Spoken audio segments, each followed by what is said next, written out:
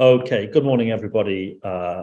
Welcome to the Kickstart Your Marketing Thinking webinar, presented today by Capsule Marketing. Here's what you'll take away from today. I think you'll get some techniques to boost your creativity, a bit of a refocus on how to focus on customer solutions rather than products and services, learn a bit about niching and why it's really important for your business to niche to specific markets, how to understand the sweet spot of your offering, learn ways to understand the pain points and challenges your customers face, and also ways to build brand stories that relate to your customers. Now, we work with lots of different companies, and we know that when you're working in-house, and I can speak from experience, you can often get stuck in the weeds with your role as a marketer. So this free webinar is about refreshing yourself, I think, on the core principles of good marketing. I'll share my 30 years experience with you today in brand creation, proposition development, and I'll hopefully share some tips and ideas about how to inject new ways of thinking in a creative, imaginative, but also a commercial way as well. So a little bit about me then, just to start. So I'm the founder of Capsule. My name's Simon Isaac. I've been working in the marketing business for about 30 years. I love working in marketing and branding, and I've worked with organizations to evolve and build their propositions. I've done it with startups, I've done it with scale-ups, and I've done it with global corporations as well. So there's types of companies I've worked with and organizations I've worked with, including 6 Continents PLC. I've also worked with Transport for London, the National Health, the Church of England, but I've also worked with a lot of smaller tech companies and startup companies as well, and scale-ups, and that's where I find things most interesting. Something you might not know about me is I'm also a visual artist outside of running Capsule, and I've had 20 international exhibitions and published my own book of my work, and I think that fuels my creativity. So let's move on. So you know that when you bring together customer insights, analytical and commercial rigor, and if you combine that with creativity, then you're starting to think like a marketer. And I think sometimes, including myself, we forget how to think like this. So I thought this webinar would be a useful way for me to refocus my own mind. And then I thought, well, why don't I share this with others as well? So I've included some proven methods that we use within Capsule with our clients. So I think what I'm hoping this will do is engage the part of your brain that you know is there. Sometimes it's clouded by your day-to-day work. So I think, make sure you put some questions in the chat feed as well. I've got Laura here today, our marketing manager, and she's sort of collating all the questions and will put them to me at the end.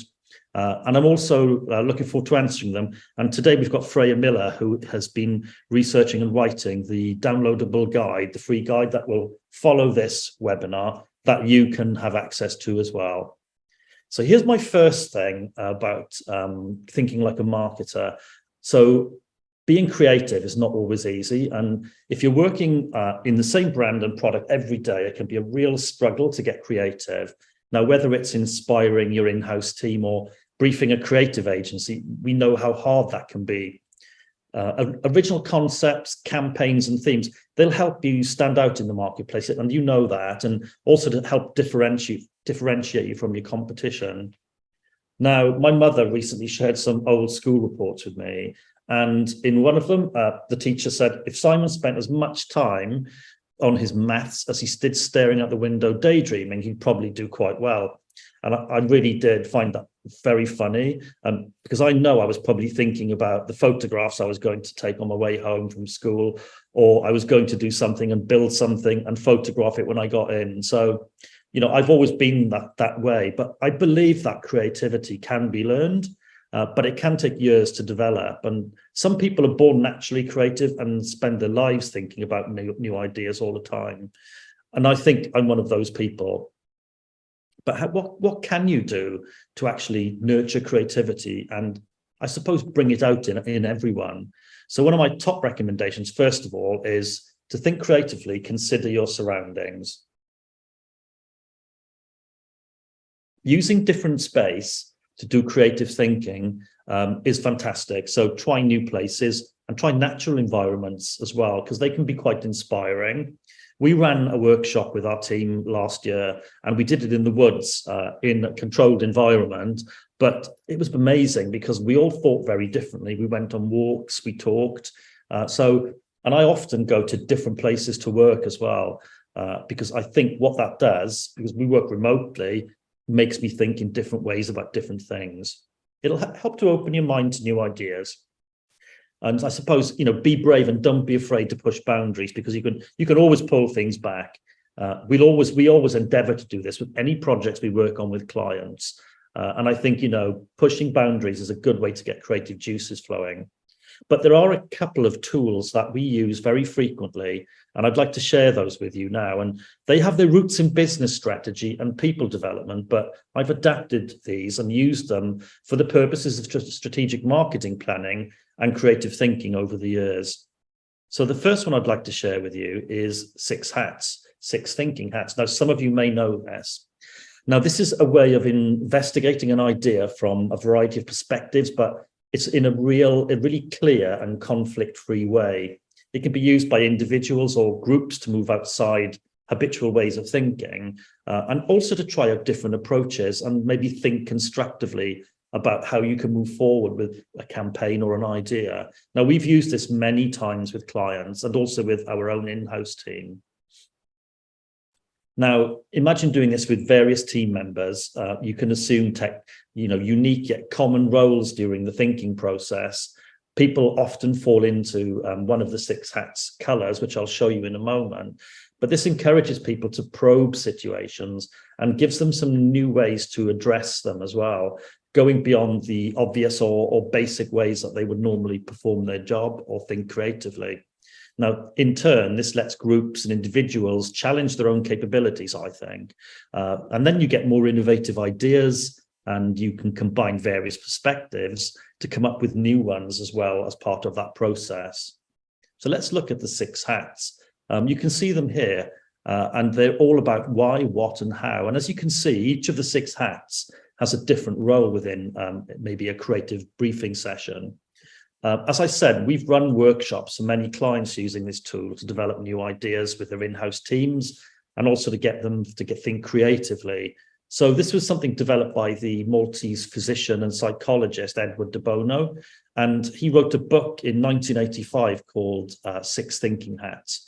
It's a simple technique. It's based on the brain's various modes of thinking, but what it does, it aims to empower everyone to run better meetings and make faster decisions. So this is something from the business world, but applying this to creative thinking is a great way to understand your team's individual preferred way of thinking. And if you rotate the hats, so people wear different hats for different meetings or different sessions, it brings people outside of their usual way of thinking, and everyone wins and learns. Now, if you're the only marketer in your organization or have a team smaller than 6, then bring other people in. So, for example, bring in sales teams. It's a great way to collaborate with them. And I know as marketers, that can be really hard to sort of build those bridges and that relationship with the sales team. Or maybe you can do something to impress your leadership team, setting up a 45-minute session with them to develop a new campaign idea. I really like 6 hats. I think this is a very simple technique to use. It's really easy to learn, but it's only one example. And we do have a free downloadable guide that guides you on running a session like 6 hats. And the link will be in the end of the presentation. As I said to you, building relationships with sales teams, it's not an easy thing. This is just a really quick tip, Britt, and I think where we've seen marketing and creativity really working is where relationships with these people are built, because they understand their product and they understand their customer as well. If you can imagine running a creative session like 45 minutes with some salespeople for a particular product line or service line, this could help you build a really strong portfolio of assets that you can use throughout your marketing life. The next thing, next idea I've got is about building a strategy house. Now, a strategy house is a model composed of 3 parts of vision, mission, pillars, and values. The vision and mission is the roof of a strategy house. and represents the overall purpose of an organization. But the pillars are the most important topics or themes that a business would need to focus on to achieve its mission. Now, I really think that this can be translated into a marketing landscape, and I'll show you how I think that works. So this is the strategy house that we use, a model which we have used on a number of occasions, and it really works and proves itself. So how can you use it? So as I said, this is something that comes from strategic business development, but it can be used to construct a campaign messaging strategy as well in a really easy to understand way. So at the bottom, you see the foundation objective, and that can be an existing or envisaged objective for a campaign. But what it can also be is, what are you looking to actually do? So this should be an overarching vision or objective for a campaign. What are you looking to achieve? Is it sales growth? Is it brand awareness? Are you launching a new product or service? So this really should be what are your foundation objective? What are you looking to achieve? And it's usually one of these things when we work in marketing. The next is the pillars, and these are made up of what I call themes and truths. Now, these can change in title or number. So for example, in a recent client workshop, I constructed these from conversations we'd build out of key messages that met the pain points of a target audience. So one of these we actually developed was paint a powerful picture of the future. And that would contain aspects of the new product they were launching that would enhance the lifestyle of the target audience they were going after. So I would recommend building around 6 maximum narratives or themes in each pillar. And as I say, you start with your foundation objective and then you build these pillars out. And usually, and again, something that you marketers out there will understand, it's about meeting and challenging the pain points of your clients and helping get over those pain points for them as well. The next part you see, which is the green triangle, is the messaging statements. Now, these would be crafted statements built out of the themes and truths that are created, and they would be used in outward marketing communications. So these would be maybe your focusing on the USPs or features and benefits of your organization. They may well be the straplines you would use, but then you have your core campaign message. And this is the bit I always love developing. So this is the main overarching message that could wrap the whole campaign up. So start off with the foundation objective or objectives at the bottom, build out themes and truths and pillars, then create some messaging statements, and then you've got your core campaign message at the top. As I said, we've used this on numerous campaigns, campaign development strategy workshops with clients. It's really easy to understand, and it doesn't have to be a house. You can use any form of structure, but we have found that this has been particularly well received by people because it actually brings an element of fun into it, but with obviously serious outcomes and requirements in terms of a marketing strategy.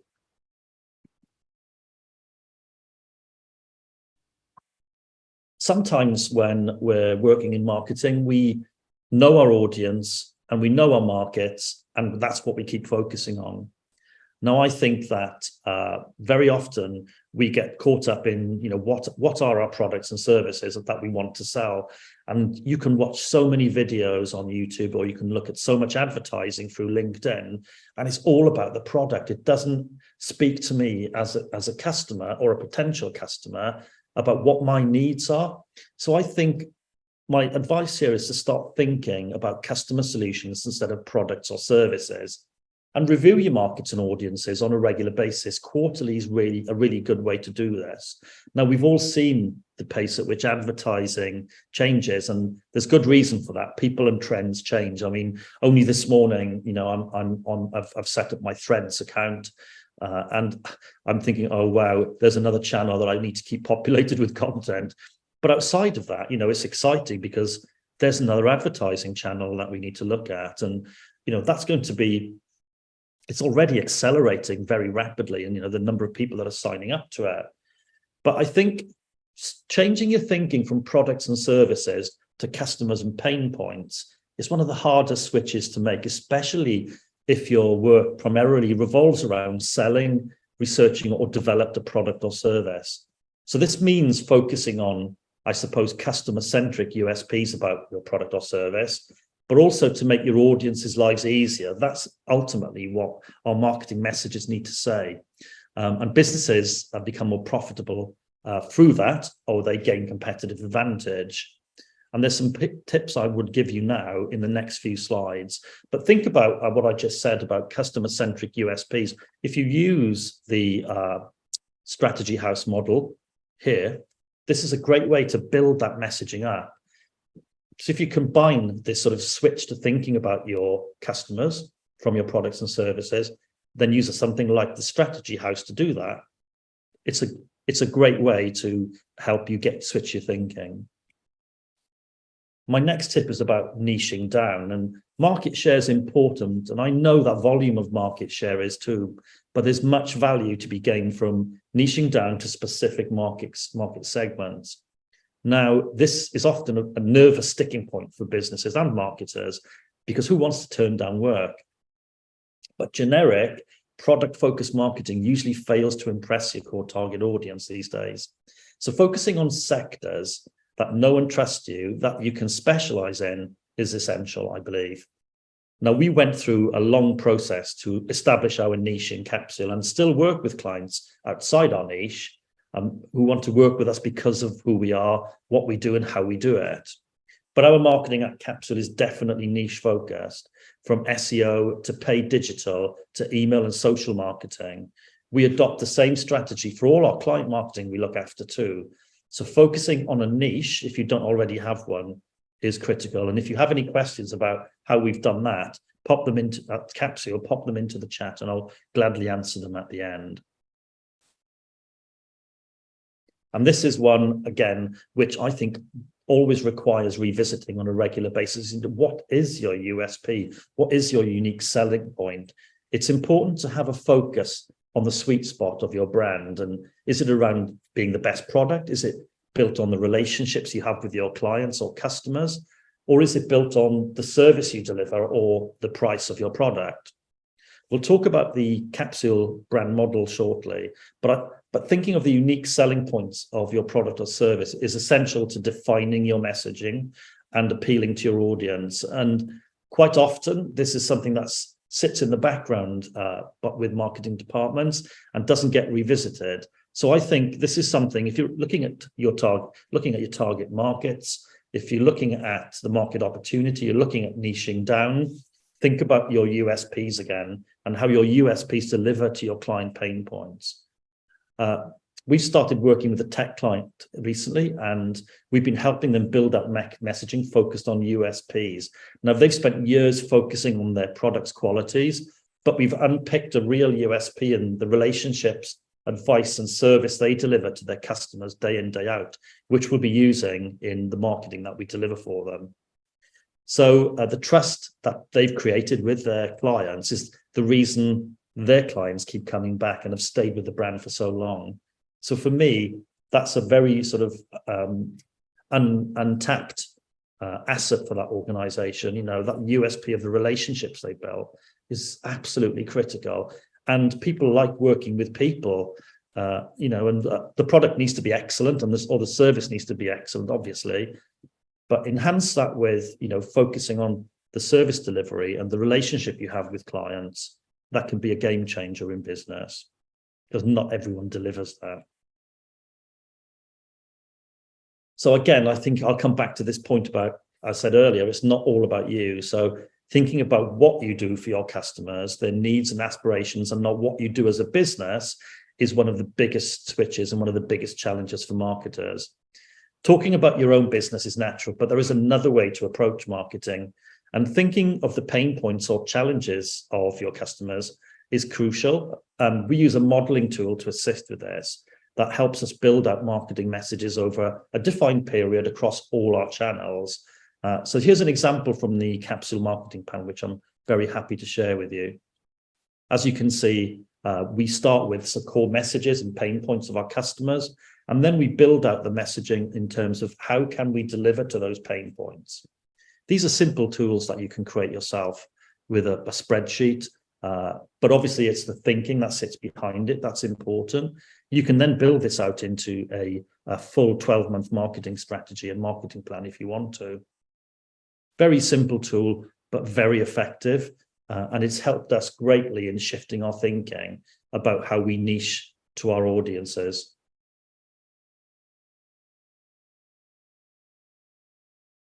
And again, just enhancing what I've just said, it's about thinking proposition, not product, and building a proposition around the benefits you deliver to your customers rather than your product, services, and their features is business critical. Developing a proposition is a skilled process, and it can take years of experience and application. But I'm pleased I can share our own approach today. I've shown you the strategy house as one way of campaign development, but I've spent my career honing and developing this next piece of strategy, strategic thinking, and I've used it with many organizations, from startups to scale-ups to large corps. And we usually start with this as part of the development of a brand model process. It isn't sort of, it's a robust, proven formula. It's not this sort of sexy, trendy strategy. It's something I've been using for over 20 years. So it starts with brand values, as you can see here, and then goes into a universal truth. So this essentially is that sweet spot for your brand. That's so important. The brand values as well, I sort of break them down into 4 quadrants around these things you can see here: functionality, experience, personality, and ideology. And sitting and working with clients and building these out is such an enjoyable part of my job. Those values, combined with a universal truth, then go out to build brand messages and brand expressions. It's very clear, very simple model. Again, this will be shared with you as part of the downloadable guide, which will reach out to you after the webinar to give you the opportunity to download it. So that's Capsule's brand model. There's plenty out there, but this is one I've used for over 20 years. It really, really works. The next one is about becoming a storyteller, and this is a hard thing, building brand stories that relate to your customers, that will engage them and help them contextualize what it's like to work with you and your products or services is, for me, a game changer. Now, if you look back to the previous slide I showed you, I talked about the ideology and personality values of a brand. This is where it helps you to build stories. So if you can imagine completing that piece of work where you pick those values out for your brand, that will help you write a story that tells the story of your brand and how it helps or assists your customers. Now, great marketing has always revolved around telling compelling stories that help to differentiate you from your competitors. But it's built around your proposition. So the values I showed you, the universal truth, but also think about customer stories as well. Pulling in what your customers think of you and also your team, that helps you think about your marketing in a very different way. We carry out an anonymous annual survey with our clients, asking them what it's like to work with us. And I think that's really important. We get that feedback because we want to know, and because we have a secret in Capsule about how we run our business, and that's what's helped us build relationships with clients that we still work with to this day, that we work with for 12 years. So think about this, and I suppose let's give you a visual and living example of how you can do this. Think about your journey through a website. The best ones are those that lead you through a story, keep you engaged, and you're on the website for as long as possible. And sometimes you end up at the footer. Now, if you can do that with a website, then you definitely win the internet. But becoming a storyteller is crucial. Think about ways you can do it as well. There's lots of courses you can do. You can do improv training. That's a great way to become a storyteller. When you get to my age, though, you're a bit older and you've got more stories to tell. So I suppose you build them up as the years go by. But there are definitely ways that you can sort of hone your storytelling skills.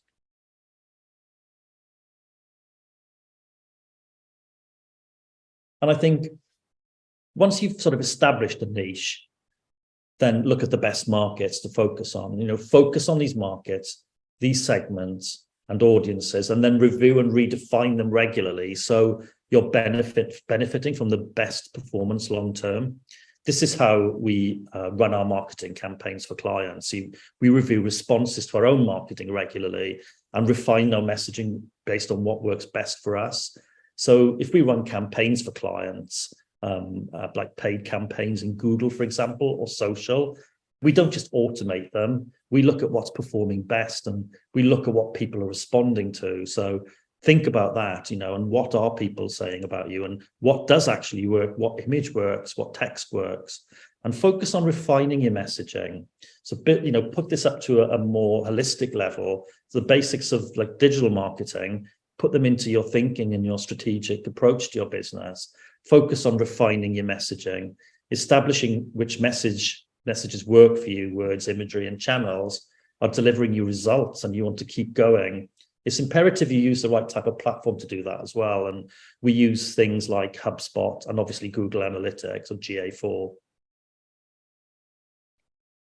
Our final slide is just really about us and how we blend creativity and performance. That's what really drives us at Capsule. And as a full service agency, we work beyond just creating great design and content. We make sure that it reaches the right audiences, and our processes and the tools we use are designed with changing the face of marketing in mind, really. It's a 3-step framework that begins with research, takes that knowledge to curate and plan, and before we actually deliver a project, analyzing the results and continuously optimizing. But hopefully I've shared some useful tools with you this morning, and I think we'll go into our Q&A session now.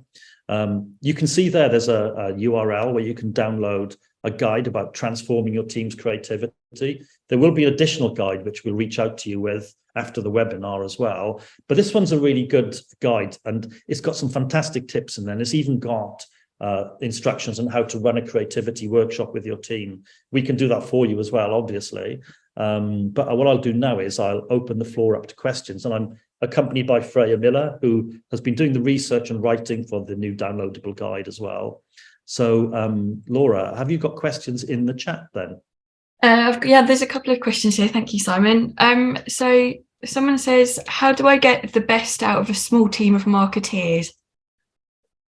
I think it's really challenging when you've got a small team. And when we started Capsule, there were just 4 of us. Using new creativity tools, I think, is something that will inspire them. And I would say something like the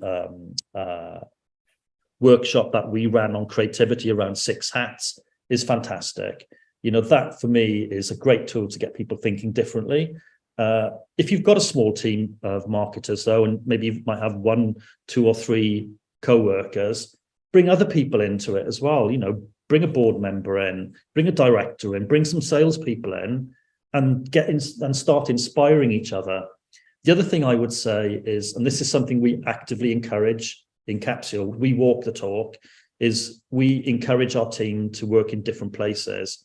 We closed our full-time studio last year, and it's one of the best things we ever did. We meet every week face-to-face as a team in different locations, but we also give people a budget to go and work in different places. They get a weekly budget to go and work wherever they feel inspired.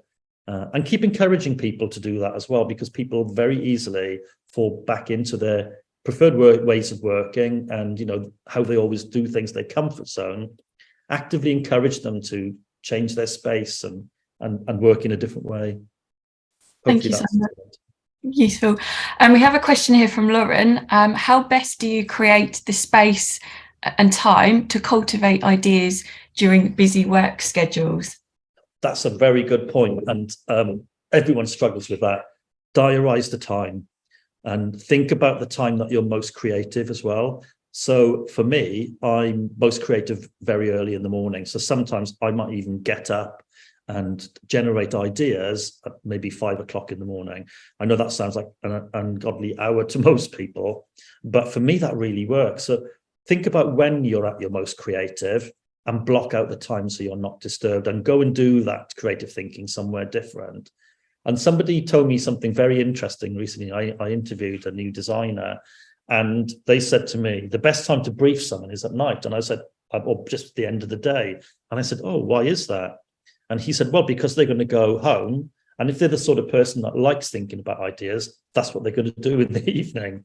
And then in the morning, they'll be inspired and come up with, and meet a brief, for example. So that would be my advice, is think about when you're at your creative best. Some people it's at night. I know Freya's a night owl. I'm definitely a lark. I think very easily in the morning. That's true, Freya, isn't it? Yeah, I've got some other suggestions as well. When I was writing the guide, because there's a section on creativity and how to just, if you're not a very creative person or you don't consider yourself to be one, how to build that thinking up. And there's a lot of tactics, like finding a creative activity that you do in your own time to like try and do every day or every few days, and that will build up more diverse pathways to thinking creatively. And that can be sort of 20 minutes of journaling at night before you go to bed. Something as simple as that. It could just be how you curate your own Instagram feed. It doesn't actually need to be something formal that you go and do. It can be 20 minutes of doing something creative to help every day change your thinking, and then ideas come a little easier, I would say. That's fantastic. Thank you, Freya. For me, it's taking photographs. So before I went to bed last night, I went out and spent 10 minutes taking photographs, because, that sort of was a nice way for me to end the day. But that's Freya's right, it's about making the time to do it. If you do that, it will work. Diarise it. Thank you. So we have one, I would just do one final question. We have one here from Madeline. Do you have any tips for making the most of a small budget? I get asked this on every webinar. I think what you've got to do is if you've only got a small budget to work with, then that's when you have to be at your most creative, I think. And one of the things I talked about is niching and actually and refining what actually works for you. If you've got a small marketing budget, there's absolutely no point in throwing lots of money at digital advertising, for example, and spreading your net too thinly. If you can niche to a specific group of people or an audience and tailor the messaging to meet all of their pain points, you'll be spending your marketing budget wisely, I think. Thank you. It's really helpful. Well, we should probably wrap it up there. Thank you. Thanks, Simon. Thanks, Freya. Pleasure. No more questions, folks? No, that's it. Okay. Thanks, everyone, for joining. You can always reach out to us by the website as well. You can find me on LinkedIn. Do download this creativity guide. I would say it's one of the best we've written. I really, really like it. And we've used this physically with clients in workshops as well. So with all that in mind, I wish everyone a nice day, and thanks for joining us. We'll be in touch soon with our next webinar details. Thanks, everyone. Bye-bye.